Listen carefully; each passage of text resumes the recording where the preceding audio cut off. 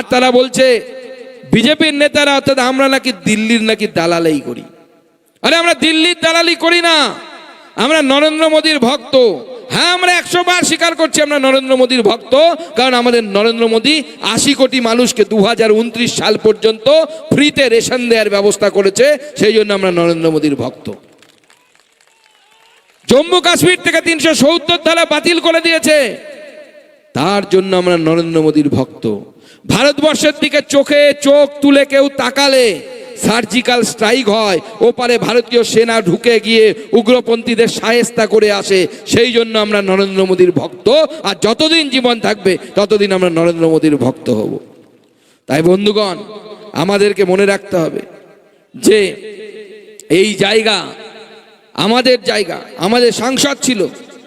আপনাদের এখানকার এমএলএ সম্পর্কে আমি গল্প শুনছিলাম, আর অদ্ভুত ব্যাপার যে যা গাড়ি নাকি এখান থেকে ঝাড়গ্রাম থেকে যায় কলকাতায়, সব গাড়ি নাকি মা দুর্গা ট্রাভেলস এজেন্সি কিনে নেয়। ঠিক বলছি তো?